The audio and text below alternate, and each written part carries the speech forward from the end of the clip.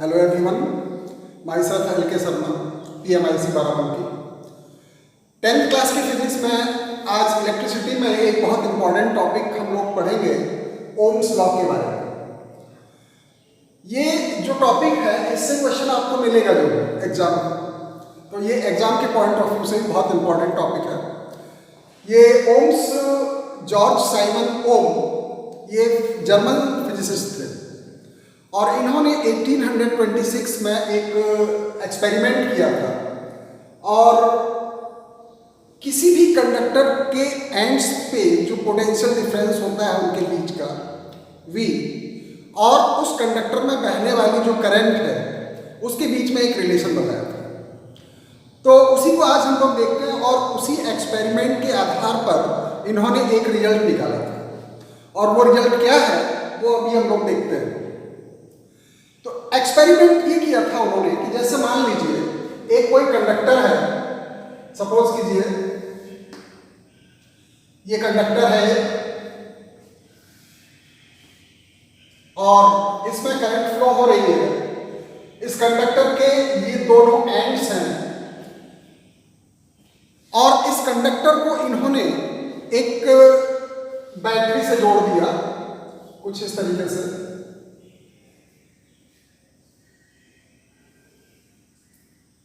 ये बैटरी लगा दी,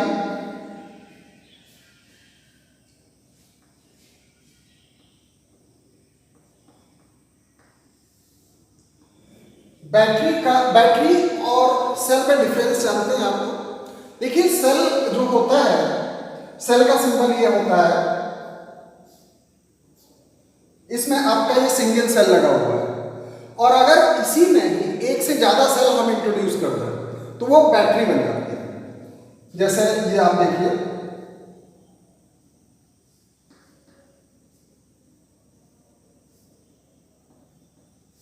ये बैटरी है, ये सेल का सिंबल है, ये बैटरी का सिंबल है। इसमें एक सिंगल पीस सेल है और इसमें एक से ज्यादा सेल है। तो battery is the combination of cells. तो ये एक बैटरी लगा दी है, इसमें जो बड़ी लाइन है ये वाली, ये पॉजिटिव एंड पॉजिटिव कहलाती है और ये जो नेगेटिव ये है छोटी वाली लाइन, ये नेगेटिव कहलाती है। तो यहाँ पे ये आप देख रहे हैं जो बड़ी वाली है वो पॉजिटिव होगी और ये नेगेटिव होगी। अब इसमें देखिए करंट हमको फ्लो करनी है, तो करंट जब हम फ्लो करेंगे तो इसकी वैल्यू कितनी आएगी, करंट कितनी होगी ये हमको कैलकुलेट करना है। ठीक है, तो करंट को मेजर करने के लिए हम लोग एक इंस्ट्रूमेंट का यूज करते हैं, अमीटर। अमीटर से हम करंट को मेजर करते हैं। अब प्रॉब्लम ये आती है कि अमीटर को कैसे किसी सर्किट में कनेक्ट किया जाए। इसके लिए आप जरा एक चीज देख लीजिए, जैसे मान लो ये एक सर्किट है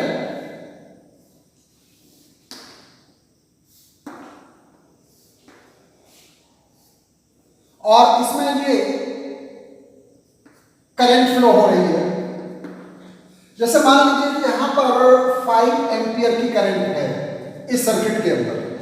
ठीक है, अब ये बताइए कि 5 एम्पियर की करंट आपने इसमें फ्लो तो करा दी, लेकिन एक्चुअल वैल्यू इसकी यहाँ पे कहाँ पे, किस जगह पे अमीटर को हम रखें, अमीटर को हम कहाँ पे कनेक्ट करें कि ये हमको सही रीडिंग दे।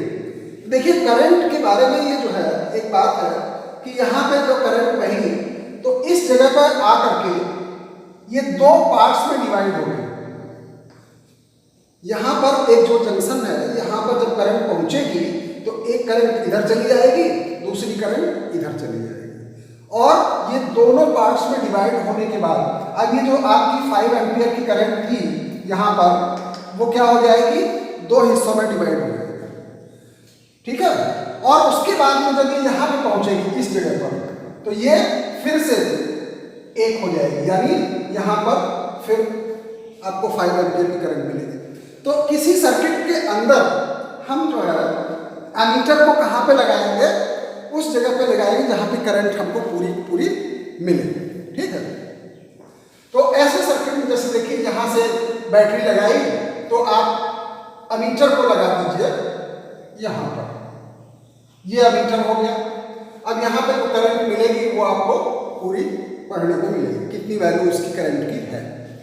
अच्छा, एक चीज ध्यान रखिएगा, किसी भी सर्किट के अंदर जो अमीटर होता है वो हमेशा सीरीज में जोड़ता है। सर्किट जोड़ते समय ये चीज ध्यान रखिएगा कि किसी भी सर्किट के अंदर अमीटर को हमेशा सीरीज में जोड़ते हैं। ठीक है, ये कंडक्टर है।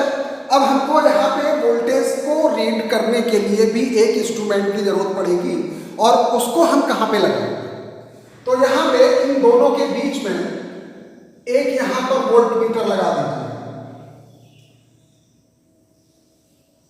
ये वोल्ट मीटर वोल्टेज को रीड करेगा।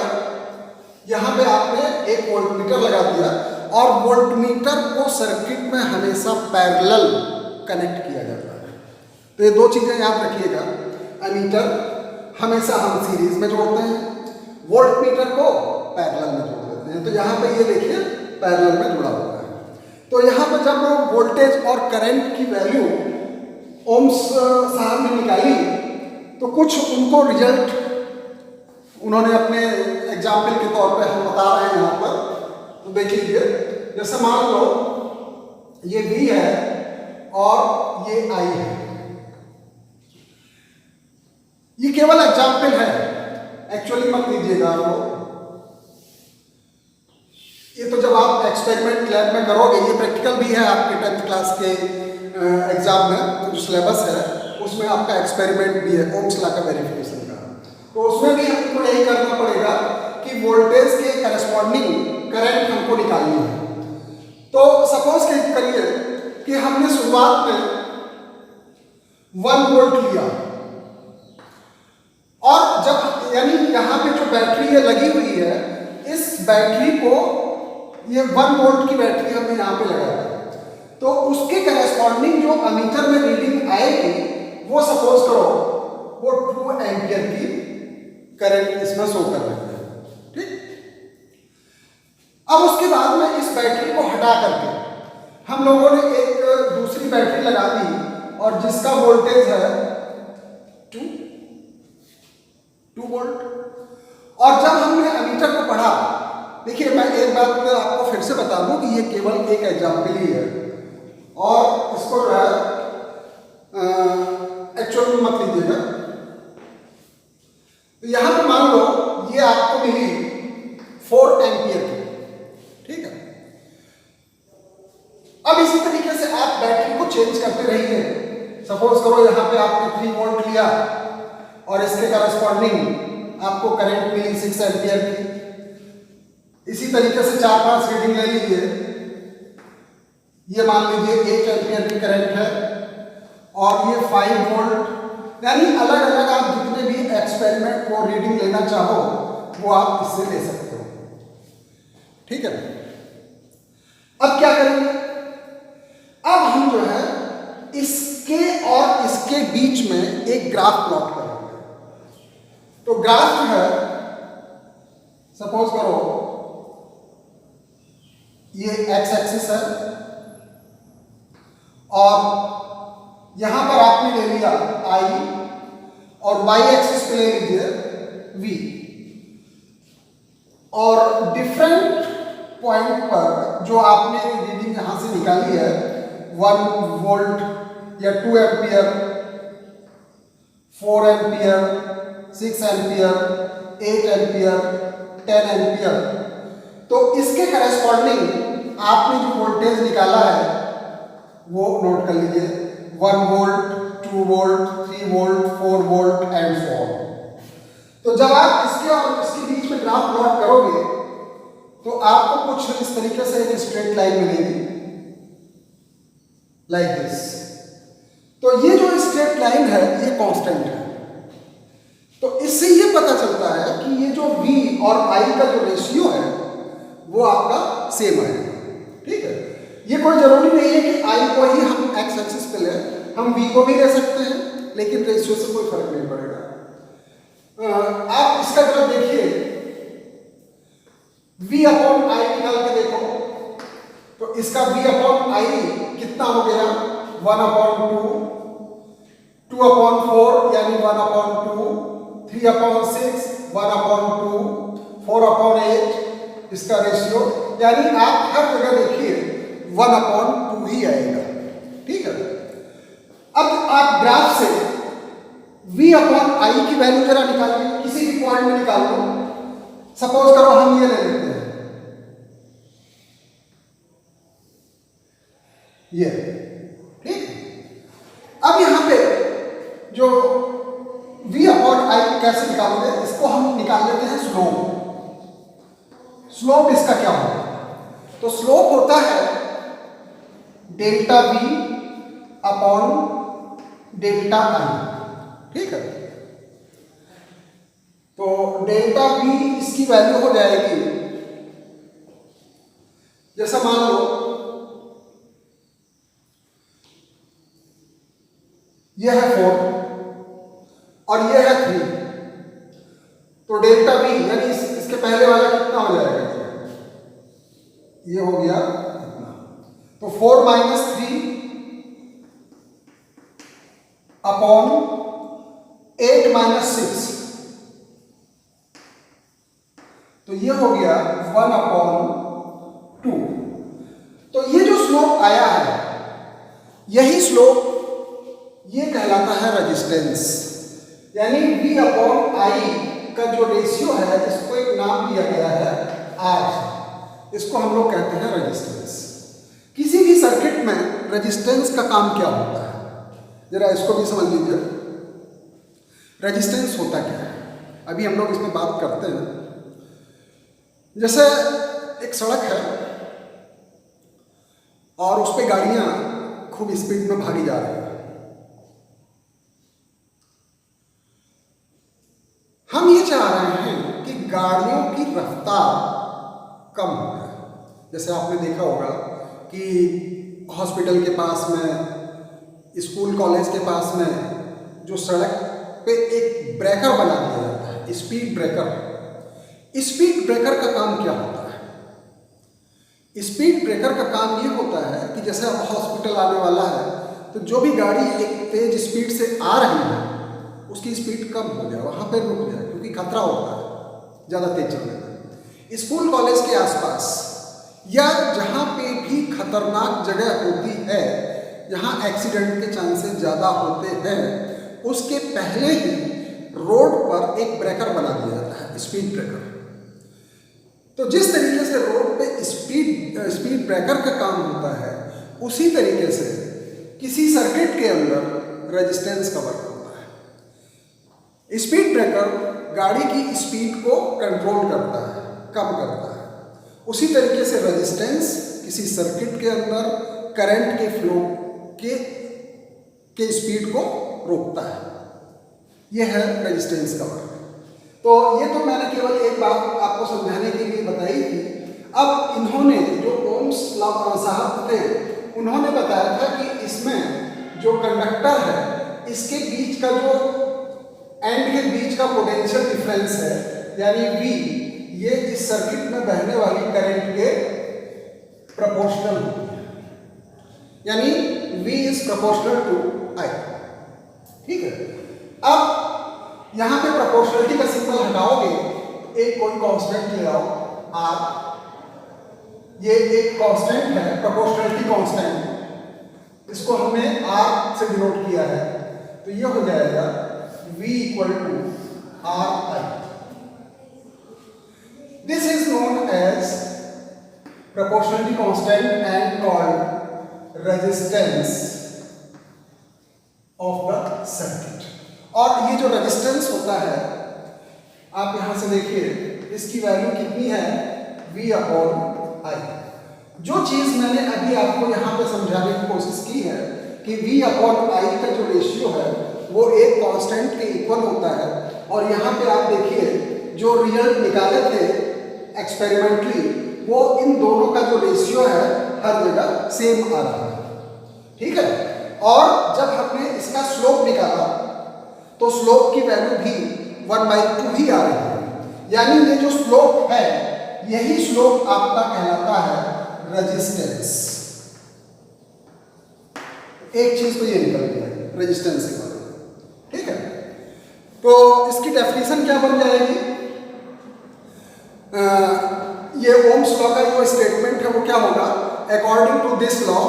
अच्छा, एक चीज और जो इम्पॉर्टेंट है इस लॉ के लिए वो ये है कि जो फिजिकल कंडीशंस हैं वो सेम होनी चाहिए, तभी ये V/I का जो रेशियो है वो सेम आएगा। अगर सपोज कीजिए टेम्परेचर बदल गया, फिजिकल कंडीशन का मतलब टेम्परेचर वगैरह, तो टेम्परेचर चेंज हो जाएगा। जब टेम्परेचर चेंज हो जाएगा तो इसके रेशियो में भी डिफरेंस आएगा। तो ये कंडीशन है ओम्स लॉ के लिए कि temperature should be constant temperature. तो at constant temperature the potential difference between two ends of conductor is directly proportional to current. ठीक है, प्रोपोर्शनल टू करंट। नाउ अब हम लोग देखेंगे कि ऐसी कौन कौन सी चीजें हैं, यानी कौन कौन से फैक्टर हैं जिसके ऊपर ये डिपेंड करता है। तो पहले इसको नोट कर लीजिएगा, समझ लीजिए, फिर और कोई प्रॉब्लम होगी तो बता देंगे। इसकी डेफिनेशन लिख लीजिए। At constant temperature potential difference between two ends of conductor,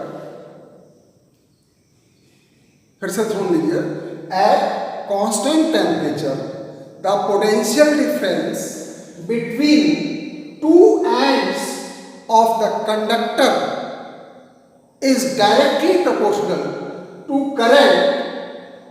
ठीक है, तो ये आपका ओम्स लॉ का स्टेटमेंट हो गया। अब यहां से आप देखिए करंट की वैल्यू भी आप निकालना चाहो तो ये हो जाएगा V/R,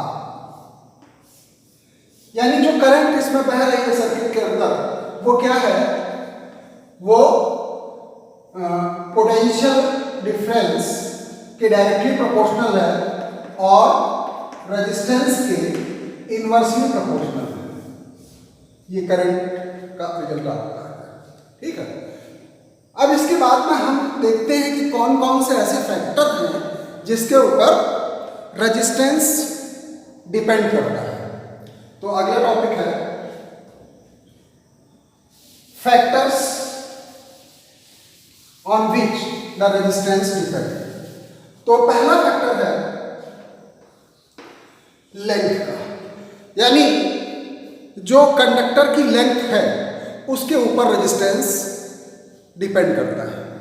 तो पहला क्या है, रेजिस्टेंस लेंथ के, कंडक्टर की लेंथ के डायरेक्टली प्रोपोर्शनल होता है।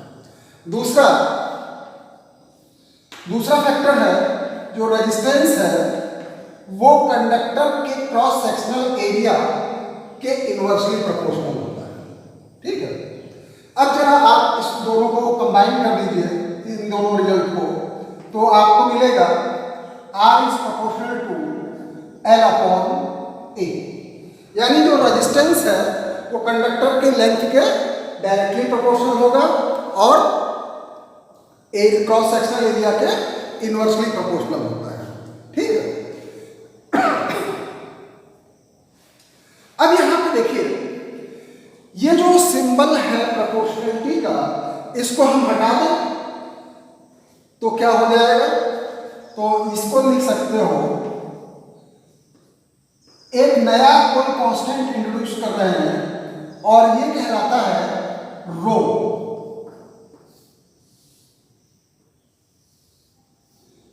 ये है रो,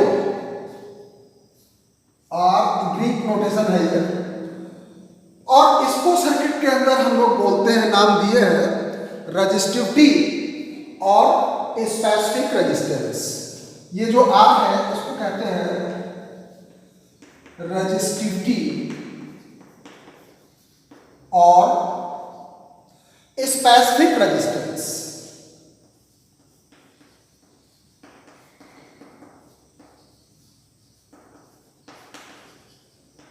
ठीक है, अच्छा अब जरा यहां पे देखिए, अगर किसी कंडक्टर की length 1 metre,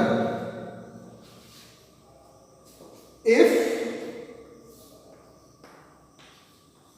L 1 metre and cross sectional area of conductor ये है आपका 1 मीटर स्क्वायर।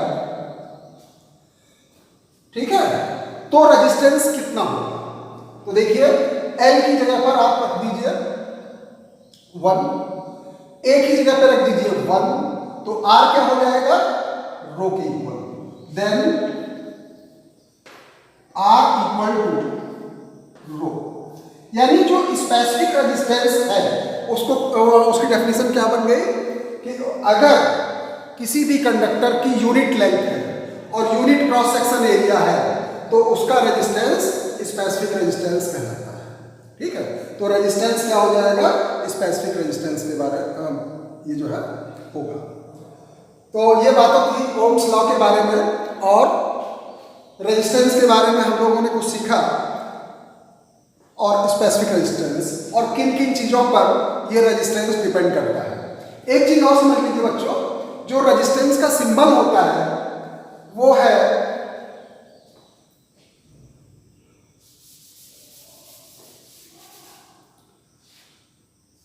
जैसे जैसे इलेक्ट्रिकल सर्किट में जो सिंबल्स आएंगे वो मैं आपको बताता चलूंगा साथ साथ। जैसे कि अभी आपने एक चीज देखी थी कि सर्किट में जो सेल का सिंबल होता है वो एक बड़ी लाइन है और एक छोटी लाइन है, ये सेल हो गया, और एक से ज्यादा अगर सेल लगे हैं किसी सर्किट में तो वो बैटरी हो गई। ठीक है, अच्छा ये जो है ये सिंबल कहलाता है रेजिस्टेंस का, और ये जो रेजिस्टेंस होता है ये फिक्स्ड होता है। This is called fixed, this is the symbol of fixed resistance. एक रेजिस्टेंस और होता है,